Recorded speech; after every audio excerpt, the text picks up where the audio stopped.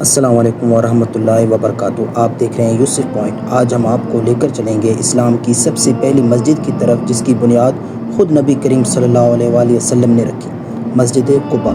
مدینہ منورہ کے مسافاتی علاقے میں واقع مسجد قباء وہ مقدس مقام ہے جہاں رسول اللہ صلی اللہ علیہ وآلہ وسلم نے ہجرت کے بعد سب سے پہلے قیام فرمایا، اور یہیں اسلام کی سب سے پہلی مسجد کی بنیاد رکھی گئی۔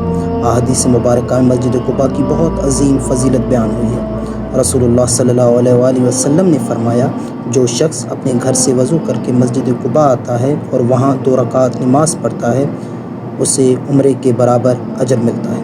ابن ماجہ کی حدیث۔ جب آپ مدینہ منورہ سے مسجد قباء کی طرف جائیں گے تو راستے میں آپ کو مسجد جمعہ نظر آئے گی۔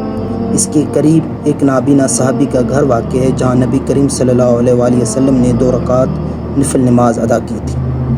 آج مسجد قباء کو جدید اور خوبصورت انداز میں تعمیر کیا گیا ہے۔ ہر سال لاکھوں زائرین یہاں آ کر نماز پڑھتے ہیں، دعا کرتے ہیں اور روحانی سکون حاصل کرتے ہیں۔ یہ جگہ ہمیں ایمان، اخلاص اور ہجرت کے جذبے کی یاد دلاتی ہے۔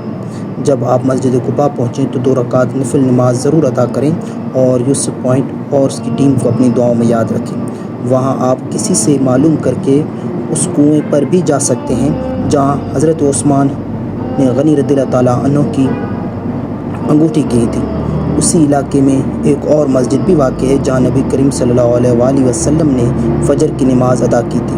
جب آپ مدینہ تشریف لا رہے تھے، واپسی پر وہ جگہ بھی ضرور دیکھیں جہاں مدینہ کے بچوں نے دف بجا کر رسول اللہ صلی اللہ علیہ وآلہ وسلم کا استقبال کیا تھا۔